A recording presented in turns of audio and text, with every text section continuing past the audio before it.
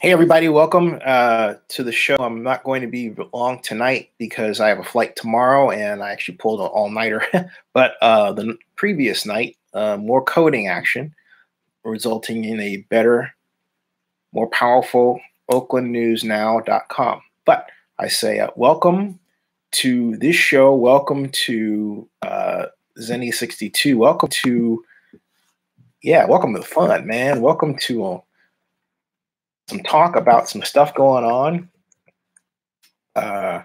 and a lot of stuff going on, really. And among those things, those stuff's going on. There's a lot of stuff's going on.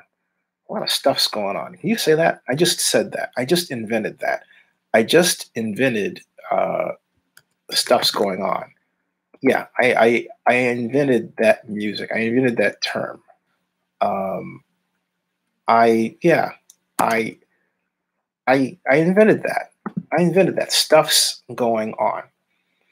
Still getting over the death of Stan Lee, by the way, and going to do more about that in the near future. Great man, great man. But tonight it's short talk on sports, and in particular, LeVeon Bell. And so LeVeon Bell, the great Steelers running back. Oh, by the way, you might be wondering, whatever happened to that YouTube no copyright music? Well, it's still around. I just still haven't found the music that I want to use yet. You know, there's all kinds of choices, like this one called Did this renowned mathematician by his that's not it. That's actually a commercial. Online tools. Kind of makes it a little rough, right? But you know, whatever. Like that one. Okay. I think I might devote a whole show to the discussion of these different tunes, right? But right now, it's all about, for this moment in time, right? LeVeon Bell, and just what the heck was he thinking? What do you think? And I mean, what do you think? Okay, they are LeVeon Bell. First of all, you want to find out what a player thinks nowadays. The first thing you do is go to Twitter, right, and find out, because he's not coming back. He's decided he's done with the Steelers. He's going to get his worth, and I don't blame him. I really don't. Here's a statement from the Steelers general manager Kevin Colbert. I want to confirm that LeVeon Bell did not sign his franchise tender today, and as a result, he will not be eligible to play football during the 2018 season. Well, I think he knows that. I really do. As for what LeVeon Bell is saying about it, that's a good question. He is saying basically this, as of November 12th, rest in peace, Stan Lee, a real legend. That's LeVeon Bell's last tweet as a Pittsburgh Steeler. Think about that. LeVeon Bell's last tweet as a Pittsburgh Steeler for 2018 has nothing to do with the Steelers or the fans, but everything to do with the great, legendary genius that created Marvel Comics, laid the foundation for Marvel Entertainment, Stan Lee. R.I.P. Stan Lee, ... a real legend. Not bad. I think I'll like that tweet. And I don't only like that tweet, I will actually retweet that tweet. You know, I think that's a good retweet. I think that's a good tweet to retweet, you know, a good tweet to retweet. So guess what? That tweet definitely gets retweeted by me. I have no problem doing that. Adding to the 21,000 likes and the 2.9 thousand retweets. I'm not going to add to the 719 comments, however. Welcome, everybody. M.L. Scott, how are you? And 32 Assassin said, did you read their whispers of a Caesars MGM merger? I have heard that, although I don't know who would benefit more from it, I think it would be equal. But in terms of how it would impact the Raiders, well, it'd be tremendous. But that's the Raiders' problems are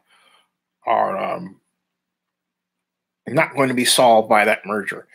They still have a stadium problem. And I want to thank Tom for turning me on to the problem regarding the Grand Canyon report, which, but I have to really be 1,000,000% honest, because I saw the LV Sports Biz, publication on it.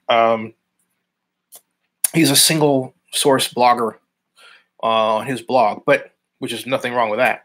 But what I don't like about how journalists have come into the blog space is they simply trumpet what the Raiders or any other team says rather than applying any critical thinking. In fact, if you notice, the only officially recognized persons who apply critical thinking are those that are actually paying into the league a rights fee. What I'm saying is all those talk shows that have people like Stephen A. Smith, most notably, or Skip Bayless talking sometimes negatively about teams, those shows are ran and produced by corporations that are putting money in the NFL and therefore have the right, they feel, to say something critical. Then, of course, there's the fans on social media and people like myself who aren't paying into the NFL. We do report on what happens with the league, but they would prefer that we just trumpet exactly what they say. I think some of them. I don't speak. I don't believe that speaks for Roger Goodell. Roger prizes a free media, but in the case of the stadium issue, there's far too much Me Too writing about it. I'm not a journalist. I'm a blogger. I state my opinion. I'm open about my biases. However, the people that are covering it, and I have to say this includes Alan. Alan Snell is the guy who runs LV Sports Biz. They have a tendency to just trumpet what's there and apply zero critical thinking. In other words, if Alan made a great attempt to point to a problem, and I applaud him for that, but when he was in the room, it was like he was actually afraid to say anything, afraid to ask a question, afraid to really say, hey, look, what's going on? It's not ruffling feathers. It's just trying to get to the bottom of what's happening. All right, enough of that. So here's the thing.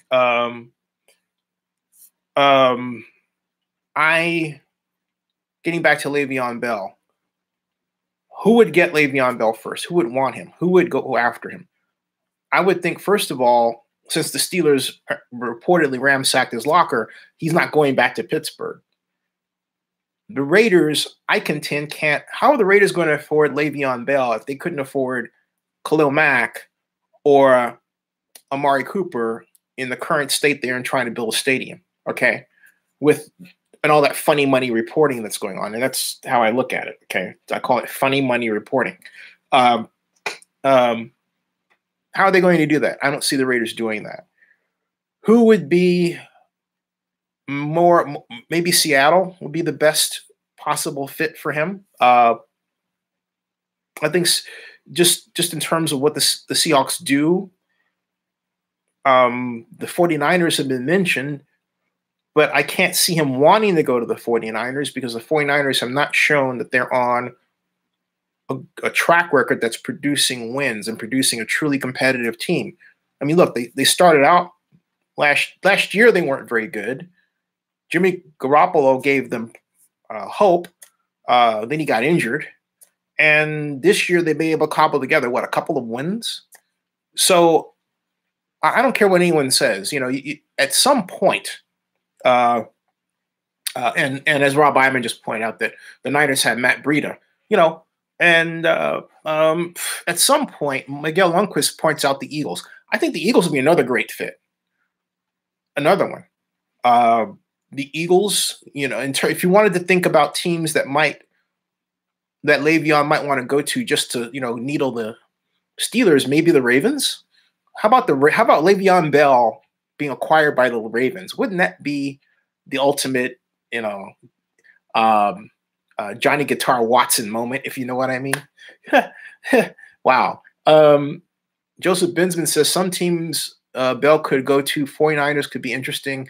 They haven't had a stud running back for a long time. Texans would be very interesting if Bell joins them. I think Texans would be quite interesting as well, because I can't think of the Texans do seem to lack that running back that would keep the heat off the passing game receiver aspect of what they do, and make them even more dangerous. Can you imagine the Texans with Le'Veon Bell? Wow. That'll be something else. Or how about Pride and Purpose mentions the Colts. I'm thinking, why not the Titans, which have a perfect offense for his skills as well.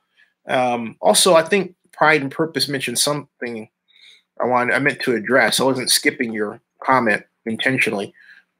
Pride and Purpose earlier wrote, Mike Holmgren, Director of Player Personnel and Scouting for the Raiders, has a question mark. He says, Reggie moved to only address money matters, just a thought.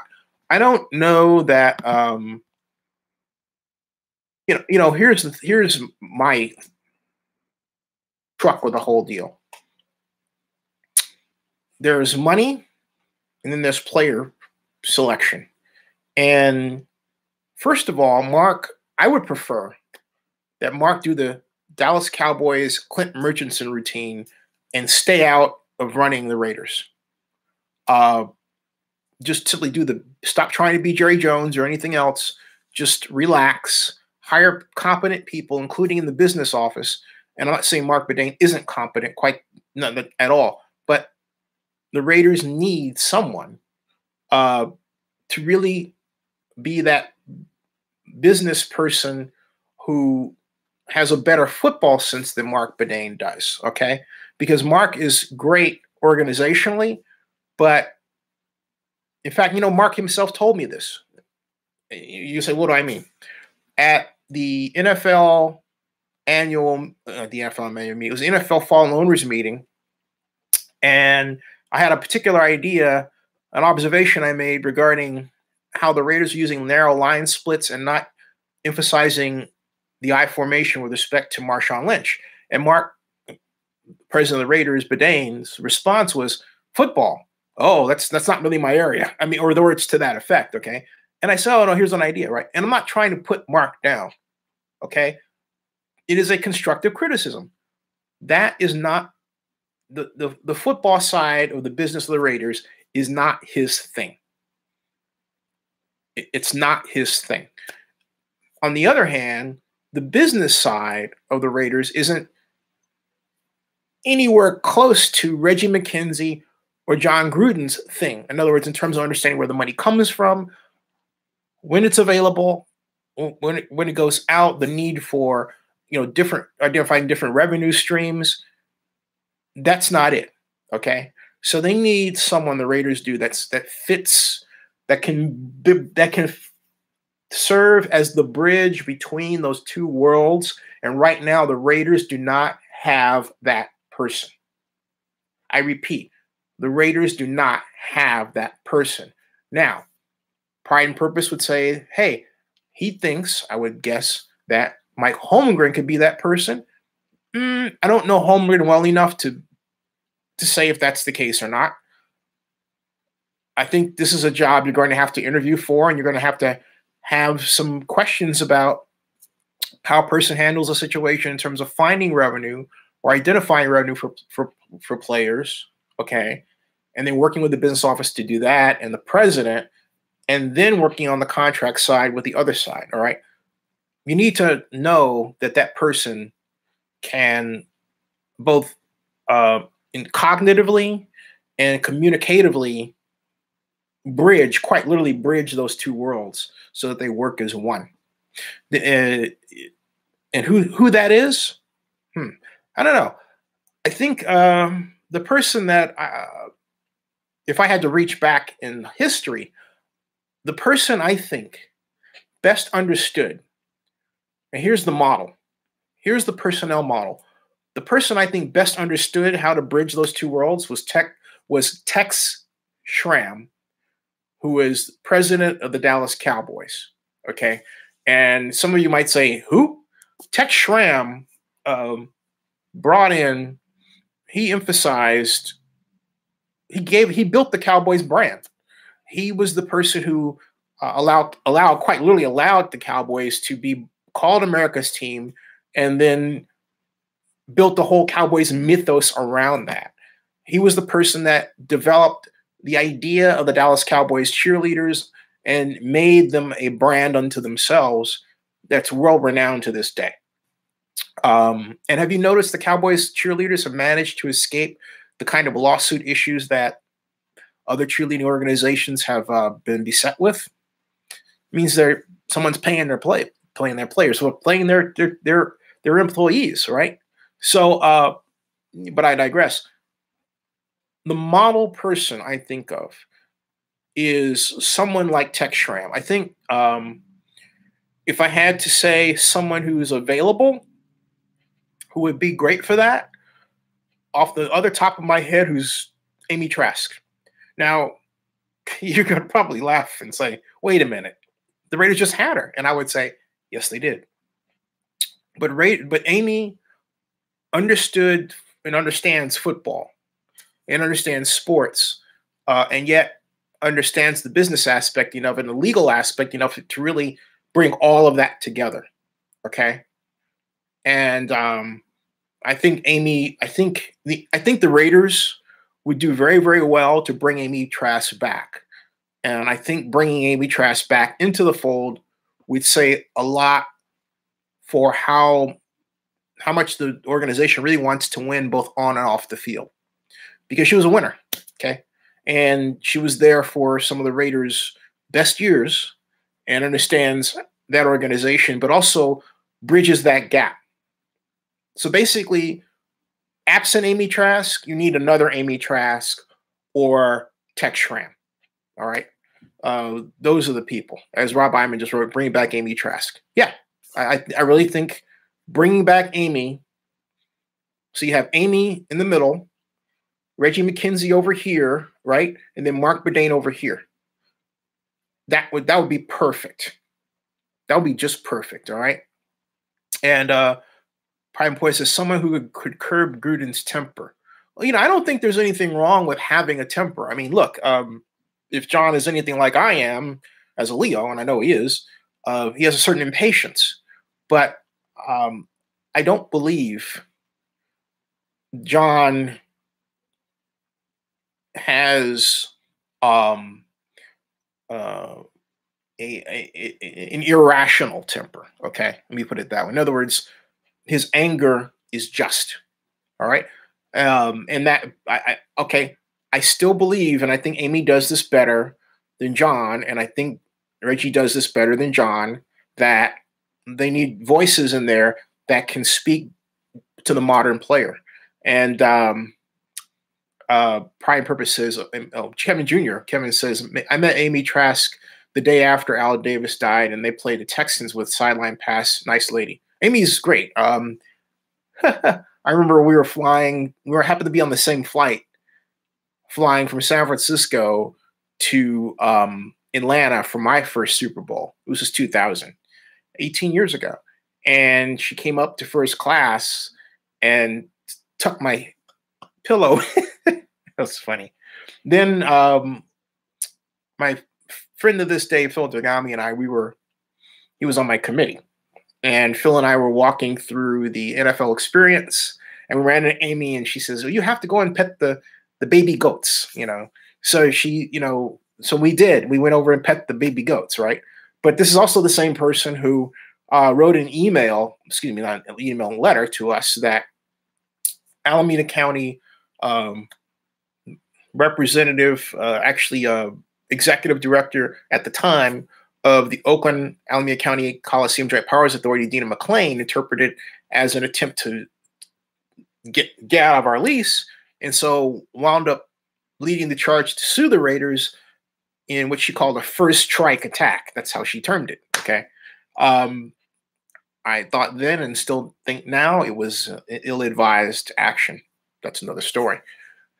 And I was economic advisor to Elihu Harris, the Oakland mayor of Oakland at the time. So at any point, it wasn't Amy's able to bridge those two worlds, I think, very, very well. In Pride and Purposes, maybe I should have said ego. He says Amy would be great too. Joseph Binsman says, hey, John Akala, how are you doing? Joseph Binsman says, some NFL Network people were talking about the Colts as a possible place for Bell today. Maybe. We'll have to see. I mean, he's not eligible this year. The field is opened up for him dramatically. LeVeon Bell. He could land. You could fantasize about all kinds of possibilities. Chicago Bears, maybe. You would say, oh, wait, we got 24 over there. I get it, but I'm just saying, with a talent like that just out there as a wild card for any team, wow, anything could happen. So that's something else.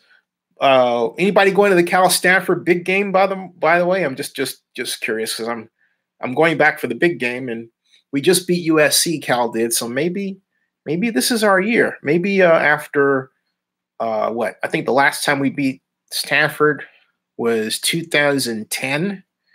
This is 2018, so it's been 8 years since we won the big game.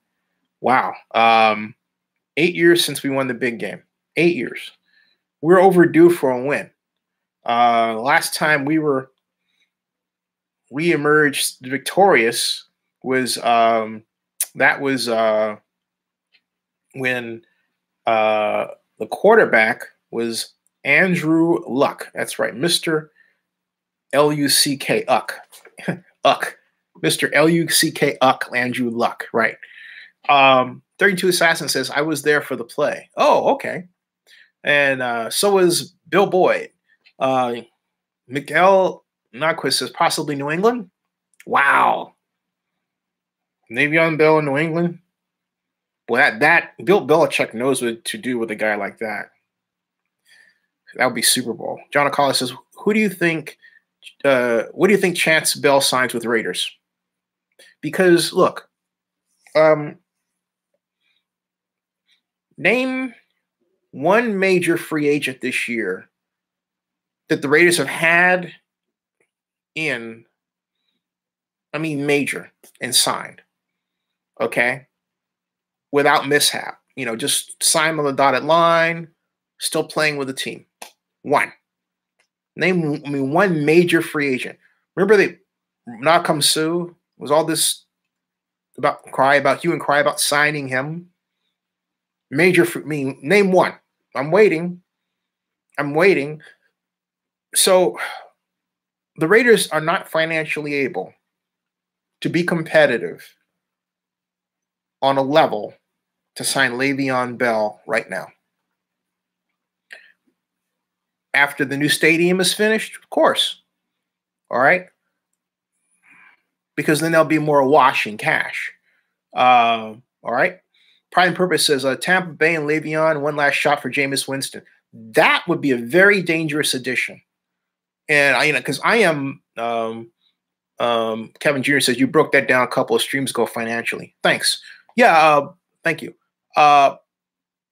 Jameis Winston will be well served by a new coaching staff because Dirk Koetter, while being a very nice person, in my view, and a person that I quite believe is a delightful man who means well, is not taking the Buccaneers in the direction they need to go. By that, the Buccaneers made a mistake in not retaining Lovie Smith, because I contend that Lovie Smith was enough of a mentor for Jameis that he wouldn't have gotten into any other negative situations, because Lovie, as an African-American male, had a special vested interest in watching out for him from a perspective of being a black man in America, understanding how the world treats him in a way that Dirk Carter isn't. Not that Dirk is not capable of understanding it, but as I read Dirk, as much as, and I'm saying this, I have to explain why I'm towing this line, okay? Because Dirk personally said to me, you know, I'd let my daughters date Jameis. All right, that says a lot, okay? Really says a lot. But it's one thing to say, to have that, you know, thumbs up, right? But it's quite another to have somebody there who has walked in your shoes. Okay. That's a big difference, all right? So I think Dirk Carter, either that or a change in the coaching staff. I think Dirk Carter needs to be the focus of some type of major change there. And then the Buccaneers really need to sit down and ask themselves, what kind of team do we want to have going forward? Because it's very easy for people to say that they don't want someone, okay? Or someone else should be fired. But when you're in a situation where you're making change after change after change, you have to ask yourself at what point, thank you, at what point you have to ask yourself, hey, Brian Kemp is at 50%. This is news, folks. A little bit of shift for, thank you, Mom, for bringing, say hi to my mom, everybody. Do you want to say, oh, no. Shoot, mom is shy. But this is huge news. Brian Kemp is now at 50%. And that's a recount. This is a recount. Yep. He's got a recount. This is 50% 49. I think he has to be at or below 50. No, it's 50 plus 1. He's not 50 plus 1. This is news, folks. Woo! So there's going to be a recount in the Georgia election. Thank you. Yeah, I don't hear it on the news. No, well, they've been covering this stuff up. Because, folks, this is what's been going on, all right? You've had, like, when Brian, okay, I'm in Georgia, and Brian Kemp is the now former Secretary of State. And when he finished the election, he was at 51.7%. And that was, you know, the election day night. And then it went from that to that Friday, which was last Friday, down to 50.33%. Then that Monday was at 50.27%, then 50.26%. And then this morning, it was at 50.24%. And now it's at 50%. Meanwhile, Stacey Abrams has went from 48.72 to 48.78% to 48.82%, now to 49%. And then there's Mets. And there's that guy running in between. And there's the Mets. He's at 1% now. And he could give her his votes. Yeah. And Joseph Benjamin is saying, this is wonderful news. It's disgusting that Kemp is running for governor after trying to rig that race in his favor. Don't know how you can want to be governor of people you are trying to suppress. Well said, Joseph Benjamin. He says, gonna check CNN. Yeah, you know, CNN, Jake Tapper and all these folks have been just covering this information up. Thanks, Ma. I want to get back to this, but isn't that something? Wow. So there's gonna be a runoff. And Joseph, yeah, there's gonna be a runoff. Rob Iman is saying Tampa Bay should go after John Harbaugh this offseason. Rob Iman says Florida is pulling the same shenanigans. Yeah. Proxy Gaming says, sweet. Thanks, Ma. Appreciate it. Thank you. How about that? Woo-hoo! How about that? Man, oh, man. Proxy Gaming Mode says, I have a question. What is your question, Proxy Gaming Modes? ML Scott gives the clap, and he says, MM Forever says, will Scott or Nelson win in Florida? It's a good question. ML Scott gives He goes from 1 applause to 3. He goes from like that. What's your question, Proxy Gaming Modes? Just curious. Wow, how about that? How about that? That is amazing. That is something. He says, Esteban Rivali says, what team do you think is worse, the Giants or the Raiders? It's another good question. Folks, I'm going to do something really unusual. I'm going to make a live stream announcing the news as I have a live stream here. I'm essentially going to, can I do that? Can I make 2 live streams at once? I'm about to find out if I can do that. I've never done that. I'm actually doing that. I've got this is live, right? Create title, and I'm going to say, let's see, Brian Kemp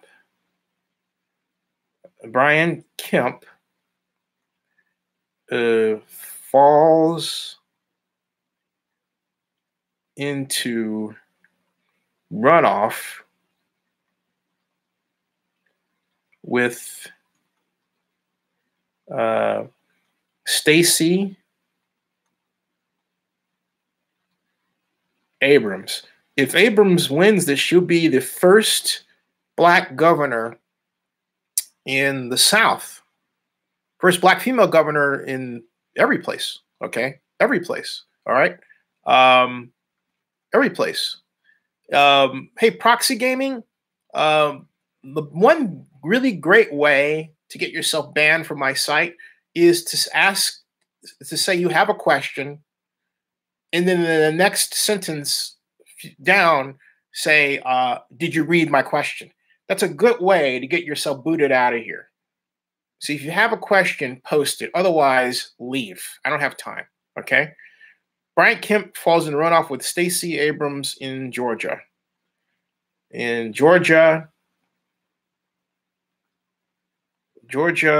gubernatorial. Can it spell gubernatorial race? Got it. Okay. So I'm putting that one. I'm putting this stream up here, right? Boy, just dropped my. Hey, by the way, putting a plug for Mophie. See that? Okay. So I'm going to have 2 of these going if this works. I'm about to find out. I've got this one. I'm like, all right. So, since the A's are renovating the Coliseum with new seating, I don't see how the Raiders are playing in Oakland next year. The seating changes itself wouldn't allow football seating possible. Well, that's not true, MM Forever. I think I have to get the way the Coliseum is designed is such that unless you're changing the stadium's very structure, including the east side, you're not going to make any changes that will damage the Raiders that way. That's not going to happen. Now, okay. Hey, everybody. So now I've got 2 live streams going. I've got this one, and then I've got the one up top. And folks, quick announcement. Brian Kemp has fallen into a runoff. Brian Kemp is the now former Secretary of State of Georgia, has fallen into a runoff against Georgia tax lawyer and former legislator Stacey Abrams. He is at 50%. She is at 49%. Ted Metz, libertarian, is at 1%. That's something else. I mean, that's something else. So I've got also, this is the first time that I've had personally 2 streams going. I've got this one, all right, going on Zenny62, right? And I've got this one, all right, going on Zenny62. I got 2 streams. So if you go to Zenny62 on YouTube, you should probably see me twice. That's a scary thought, isn't it? It's like, hey, I'm seeing him twice. In fact, let's see if that's possible. At any rate, so I've got 2 areas. I've got, so, some of you you're checking out this one. There's nobody on the other one, but I'm going to talk. There's one person watching it from the other side, which means I think I got 2 dropped here and 1 went over there. Interesting. But at any rate, Rob Iman asked, are the age of negotiations for Howard Terminal? They still have the dual thing going. So yeah, they do. Now, for those people who are interested in the implications of this runoff, this is what it means. it means that Stacey Abrams, if she wins the runoff, and I don't know what the date would be for it, she would become the first African-American female governor in the history of the United States, Reconstruction or not, okay? Reconstruction or not. And so it means the beginning of the end of a kind of thought that African Americans were second-class citizens in the South. That's what it would mean. It would mark the beginning, or the end of the beginning of the idea that Black women were in subservient roles in the South. That would be completely obliterated. It's been obliterated in many different ways. For example, Atlanta Mayor Shirley Franklin played a great role in that here. And I might add, it was under first a number of great people in Atlanta, built in Atlanta, but Shirley Franklin really presided over Atlanta's growth as an entertainment hub in the United States, okay? So, and Esteban, thank you for the compliment. Esteban says, folks, I've got 2 streams going. Esteban says, I like your channel. You're good at explaining things. Thank you, Esteban. I really appreciate that very much. And Esteban, Amendment Forever says, I don't think any of the senator or governor races matter all that much. I love politics more for the drama, to be honest. I think that's true for all of us, you know. It's about people, you know. It really is about people, isn't it? It quite is about people. So anyway, the point that I'm making regarding the whole Abrams issue is this. This is a big deal because you had, in the weeks here in Georgia, folks, you had Jake Tapper, as recently as yesterday, putting water on the idea that this was going to move it anyway in Stacey Abrams' favor, and basically making a statement that says, you know, they should just give up. But he did it in a way, in using Brian Kemp's voice, saying Brian Kemp wants to move on with it and everything. And I'm saying, come on, Jake, why don't you report the news that his lead has been sliding all the time, right? Never did it. A number of media organizations, including locally, Channel 2, they would show that Brian Kemp and Stacey Abrams were 50,000 votes apart, but they never showed the percentage, right? Or how it slid from 51.7 to 50.24 to where we are, all right? Bad stuff here. Bad stuff here. Hey, Mr. Ruiz, how you doing? And Max Bird says governor's races are very important. And Dean Netz writes the comment of the night, the beginning of a new era for African-American women. It really is, you know. And Mile High Raider says he was great on Musgrave's playbook. Oh, thanks. And so, and Amendment Forever asks, do you think Hillary is running for office in 2020? I'm not afraid to admit I'd vote for her again. I think she'll be a great candidate. However, I don't think she's running. And you know, there's something about being a multi-time loser. Okay. I mean, you have to think about it from that perspective. And you say, what do I mean? I mean, I don't think she wants to go out like Jerry Brown. And nothing wrong with Jerry. Jerry, I felt, has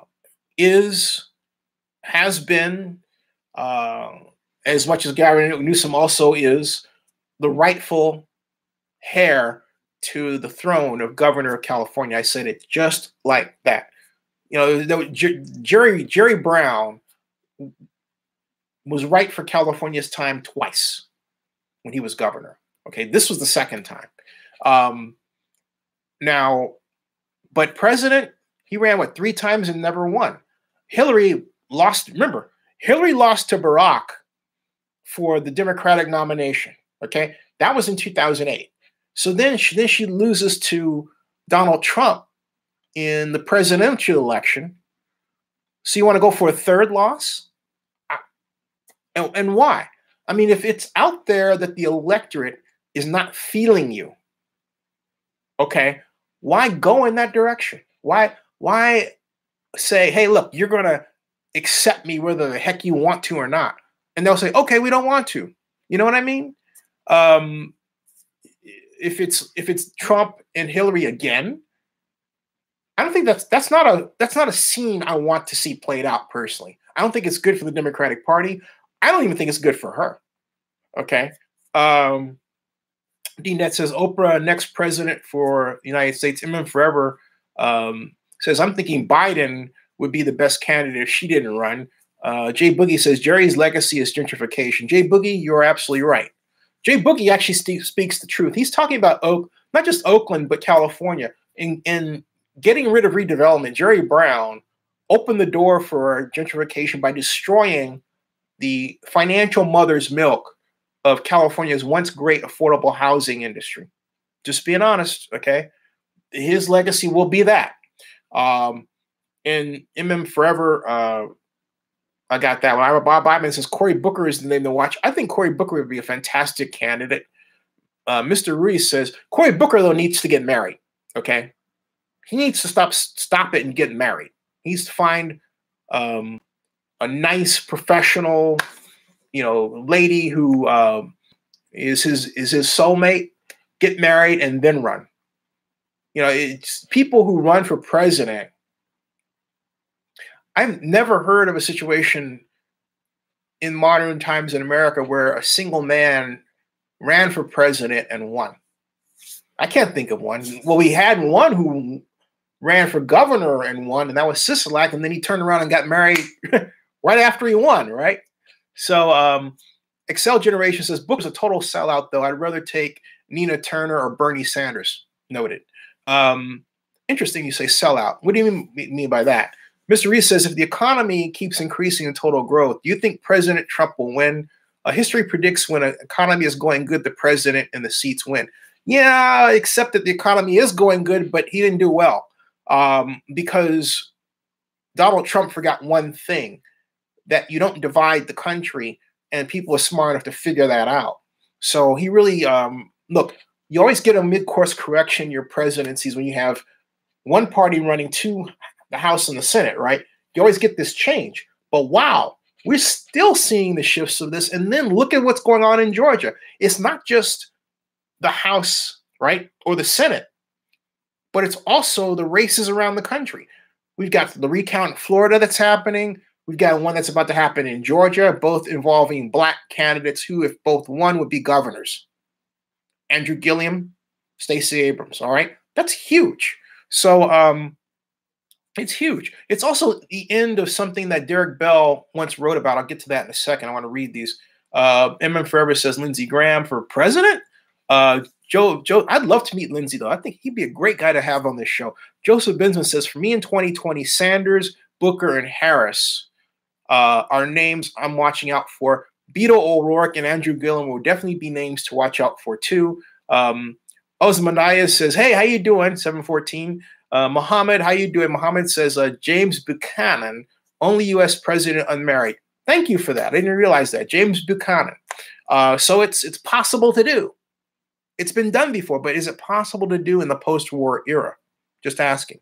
MM Forever says, I don't think Booker could win in the South with the stereotype he has in the closet, unfortunately. Are you saying that he's gay? Is that true? Is that true? I mean, look, I'm not saying there's anything wrong with a person being that. I mean, far be it. But I'm saying, is that what's out there? And Maurice Rio says, yes, I didn't realize that. Mile High Raider says, Oscar De La Hoya was thinking of running a future. MM Forever said, yeah, I heard that. And I think, that's, look, I'm just saying that the America right now, if you want to get elected, you need to get married as a president. If you want to get elected, you need to get married as president. Now, will it come to a point where, someone wins, as it was the case in Colorado with the gay couple? Of course, that'll happen at some point in the future. I don't know when, but I don't see it as I mean, I think that winning in that way is maybe another decade off. Yeah, I would say yeah, I'm going to say that. It's a decade off. Not quite now. So in other words, just Corey get married. It's just Corey get married, man. Find a lady, get married. Just do that, all right, man. All right. Because I always thought Corey needed a nice lady. Okay, that's just me. You can get mad at me. Well, no, don't get mad at me for that. That's my opinion. Okay, you might have another one. There you go. All right. Wow, fun stuff here. I got two streams going. Two streams that are out there. Something else. Esteban Rivali says, who wins more of a threat, China or Russia? North Korea. North Korea is the real threat. I don't view China or Russia as threats. I view China and Russia as our allies and part of what I think could be a new effective alliance if we can get that whole human rights thing straightened out. Yeah, that's yuck. Now, going back to the Raiders is Mr. Reese is putting us back on track. Okay, so folks, I've got that news right here. We're talking. That's the news. Brian Kemp is now in a runoff with Stacey Abrams. Please subscribe to Zinni62. If you want to go back to our Raiders, I'm down here. Got two streams going. All right, I'll see ya.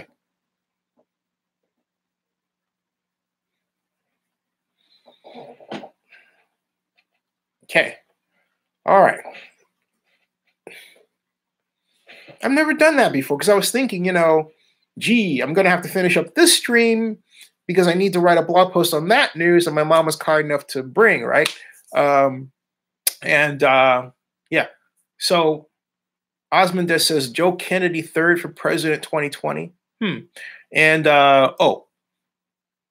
Reese has a question on the table. Going back to the Raiders, is Gruden destroying Carr? I don't know that. Yeah, because he's putting him into a Stone Age offense that does not give him options. That forgets that purports to be a West Coast or Bill Walsh offense, but has forgotten the fundamentals of the offense, particularly footwork and quarterback safety. What I mean by that is giving the quarterback an outlet. Coach Walsh's offense didn't leave the quarterback hanging, but in other words, in a position where he's got no choice, he can't audible his way out of a problem. I'm not saying it was perfect because I remember a number of situations where Falcons had a great defense on one particular occasion. There are a number of occasions where teams, the Giants, seem to have their number on that particular day, but the Niners are always able to scheme their way out of it the next game. But ML Scott says, I think you may be the first to break the news on the governor race. Hey, ML, could you do me a favor and take and retweet it out? I will retweet it out as well because that news needs to be reported, man. And it wasn't, and I think that's absolutely horrible. Okay, absolutely, just bad, horrible, bad situation. Just no way. Okay, so we've got LeVeon Bell. Yeah. Okay, I'm live. Hey, I had Hey everybody, so I've got two live streams going. Okay, yeah. So that was the voice you hear is me on the other live stream, right? So I've got that, and then I'm writing Brian Kemp falls in West Stacey Abrams of gubernatorial race. What I'm doing right now is I'm editing the other one, not this one. Editing. And I had that one. Okay, there's description area. And I'm saying it now Kemp 50%, Abrams 49%, with Ted Metz, METS, Ted Metz 1%. The gubernatorial race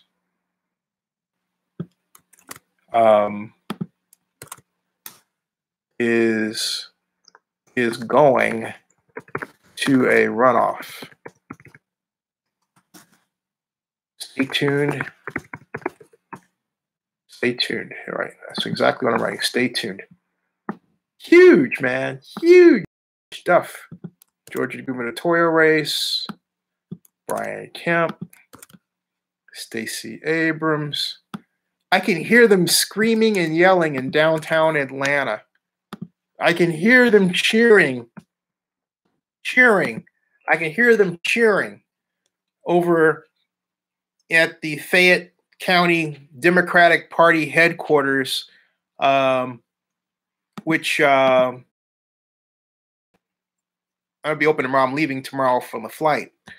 This is quite a, I want to cry. This is incredible. This is great.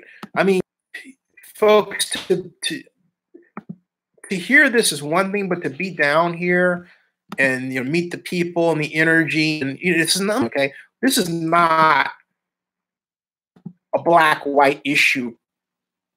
It is a at all. You say, what do I mean? You've got some people here who are really, they're really dedicated to making sure that life is fair for everyone. All right. That's what's so cool about this. It's not that, it's different. Okay. It's different. All right. It's different. Oh, okay. Let me talk about Mexico, Senegal, and my viewers' effort to keep me on track. So it was moved because Azteca is not ready. Estudio Azteca is not ready. Why? Because they have this kind of hybrid grass material that was installed because they have so many different events. Well, the trouble is that material was not, in the opinion of the NFL players that have to play on it, playable. So there were players who threatened to boycott the game. Well, you can't have a playing contest without the players in it, right? You can imagine, I suppose. Maybe you could, draw some up, put them in a game situation online, and make them animated. But you know what I'm saying. Think about that. The future of the National Football League is Madden, right? Forget, paying the players. Forget all this. It's all you controlling it. You playing another person in a shopping center with hundreds of people watching, thousands in the audience, and millions on television. And then, of course, if you lose, you beat a guy, and then that guy gets upset, goes to his car, comes back, and tries to blow everybody away. That did happen. Maybe it's not such a great idea. Anyway, the whole point is, is that the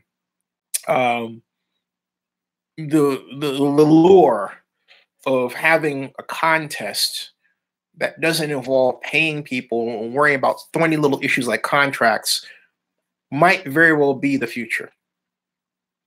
Might very well be the future. Is it a desirable future? No.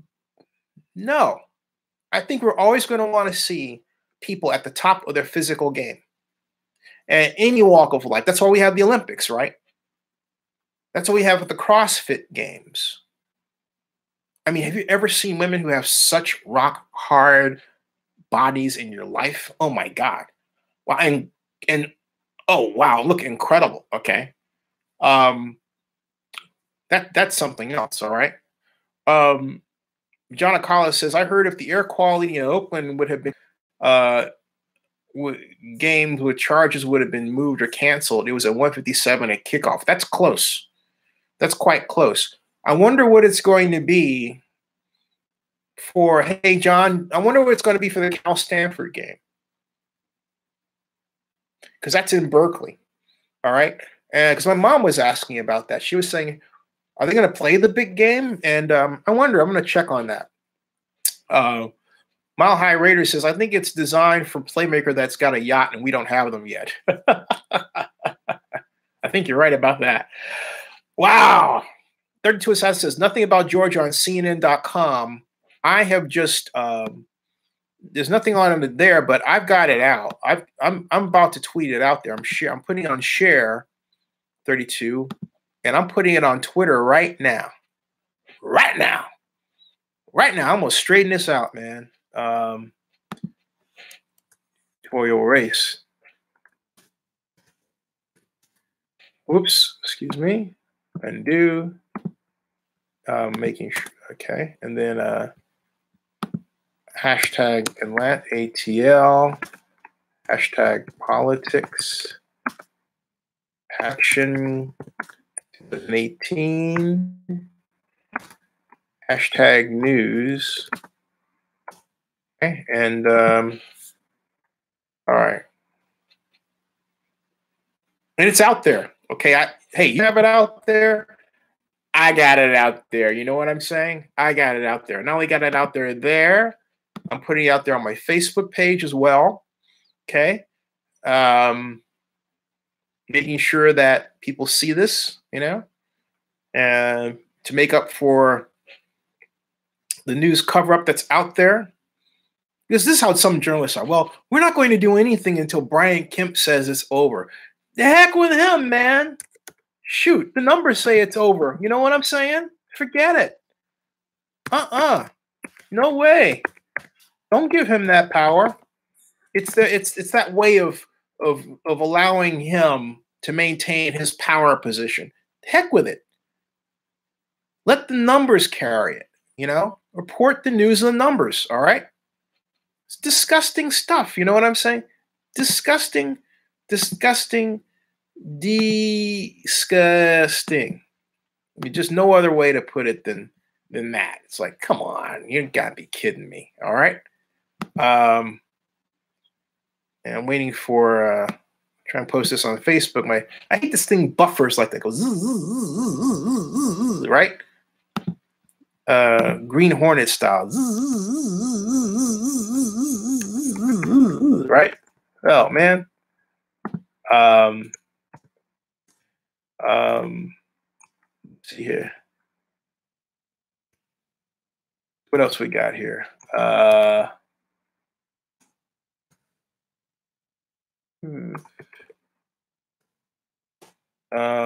Trying to figure out some things here.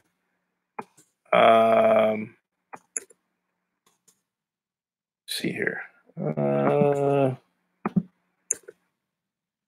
So